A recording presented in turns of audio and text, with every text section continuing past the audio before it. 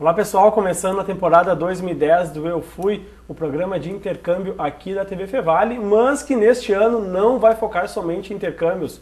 O Eu Fui também vai falar de turismo, porque afinal o intercâmbio se aprende bastante, mas também se faz turismo e assim vice-versa. E começando neste programa, o assunto é a Nova Zelândia e a Austrália, um dos destinos preferidos dos estudantes brasileiros.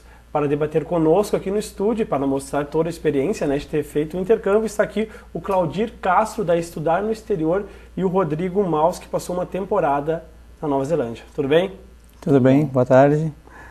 Claudir, quero começar contigo então. Uma pesquisa que foi encomendada por uma agência de intercâmbio diz que 30% dos jovens hoje procuram ir para a Austrália e para a Nova Zelândia, mudando aqueles destinos tradicionais que eram a Europa e os Estados Unidos, né? O que fez então essa mudança de rumo, os estudantes acabarem buscando então a Oceania? Bem, existem fatores básicos que influenciam, principalmente os Estados Unidos.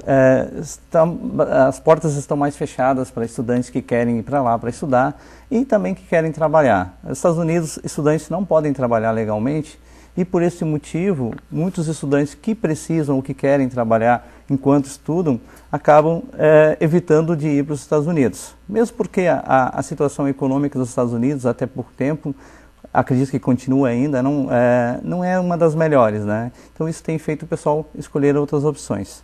O mesmo acontece com a Inglaterra, que eles estão cada vez mais fechando as portas para estudantes que querem ir para estudar e trabalhar. Tanto que agora, a partir de hoje, a imigração da Inglaterra, do Reino Unido, na verdade, reduziu o número de horas que alunos podem trabalhar legalmente de 20 para 10 horas.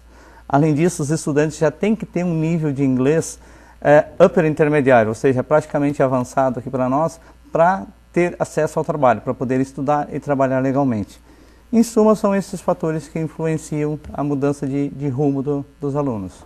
Rodrigo, tu pensava em ir direto para a Nova Zelândia ou tu chegou a consultar outros destinos antes de escolher? Consultei a Irlanda antes de ir, mas o que me levou mais à Nova Zelândia foi querendo ou não, o clima, sabe? A semelhança do Rio Grande do Sul com a Nova Zelândia, por causa da linha, né, de temperatura e também por a Irlanda ser mais aquela coisa de castelo. Não é um destino mais com praia. Não é minha praia, porque lá tava a praia, né? E a Nova Zelândia é completa, tem as praias, tem neve, tem de tudo um pouco. Essa é uma questão mesmo, em todas as reportagens que se vê, se fala muito dessa semelhança de Nova Zelândia e Austrália com o nosso clima aqui. Então esse também é um dos grandes fatores do pessoal acabar buscando, então, um lugar com praia, com sol, que tem inverno e verão bem definido, como aqui no Rio Grande do Sul. Exatamente, principalmente Austrália e Nova Zelândia, que a temperatura e o clima são bastante semelhantes aos nossos, as estações do ano coincidem. Quando nós estamos em férias aqui, janeiro, fevereiro, março, eles também estão em férias, né, principalmente janeiro e fevereiro. Então esses fatores de temperatura, de clima, para quem gosta de praia também, para quem gosta de surf, são os principais destinos. Tem muita questão do esporte radical lá, né? Exato. É considerado o principal destino de esportes radicais do mundo, né? O que tu imaginar de radical tem lá. Eu particularmente já pulei de bungee jump também, então eu sou muito suspeito, eu adoro a Nova Zelândia. Tu chegou a fazer algum esporte radical lá? Só surfei lá, mas não cheguei a pular não, de bungee jump não, essa eu pulei. O Claudio falou bem essa questão também da adaptação com língua, né? A questão do inglês lá, que tem muitos brasileiros que vão para lá sem saber nada da língua. Tu tinha algum conhecimento ou tu foi também para aprender tudo lá? Fui sem nada, nunca estudei inglês, só inglês de escola. E fui com curso de inglês e aprendi lá. Foi difícil porque fiquei em casa de família, em homestay. Então comunicação praticamente zero no início. Mas aprende, na marra assim também vai. A maioria dos programas de intercâmbio são esses de ficar em casa de família ou não? Na verdade, essa é a melhor opção, né? Apesar da dificuldade. Tem todo um contato cultural, né? Isso. Apesar da dificuldade que se tem de convívio inicialmente, de comunicação, essa é a melhor opção, porque realmente ele vai forçar você se comunicar em inglês. Se você for para uma residência, um albergue, que eles chamam de backpackers, na Nova Zelândia principalmente, a tendência de você encontrar brasileiro é muito grande, então você vai acabar falando português. Aí não tem sentido realmente você ir para fora para aprender inglês e acabar se comunicando em português, né? A casa de família tem grandes vantagens, principalmente nessa questão do aprendizado, que ajuda bastante.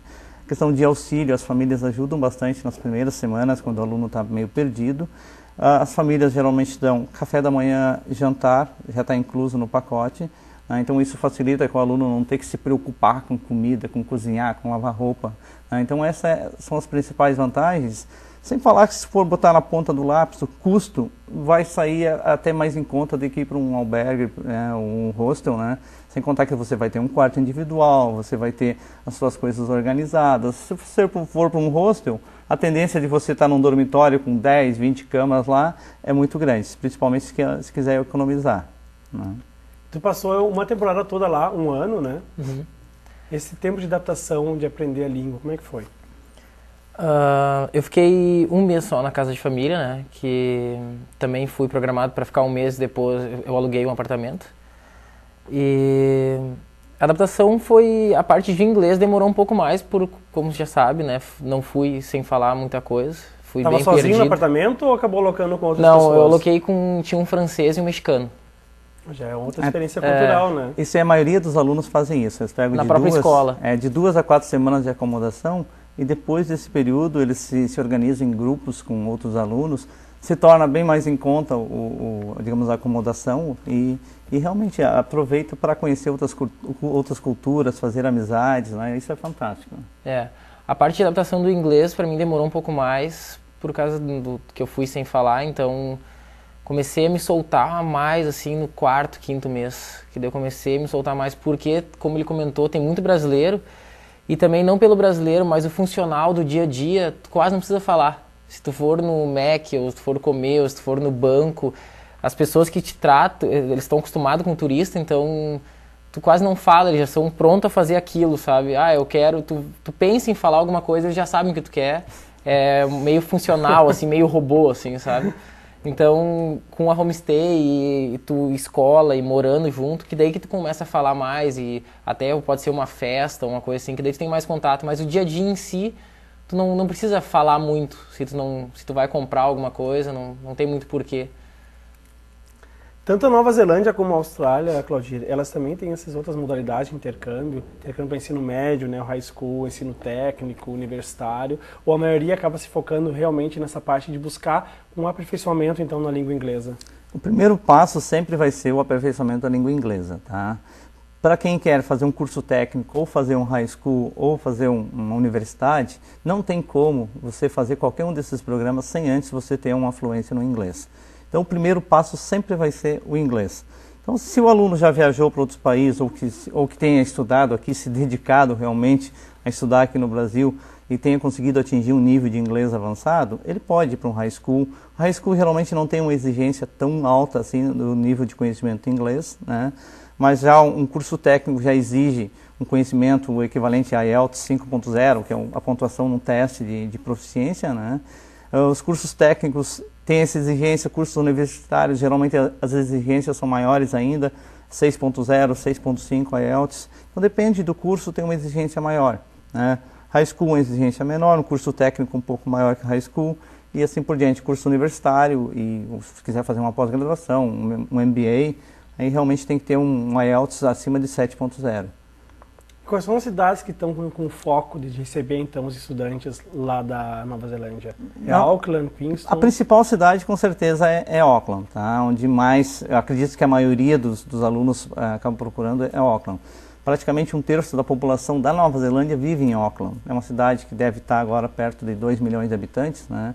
Então, é realmente a principal cidade onde a maioria das escolas se encontram, né?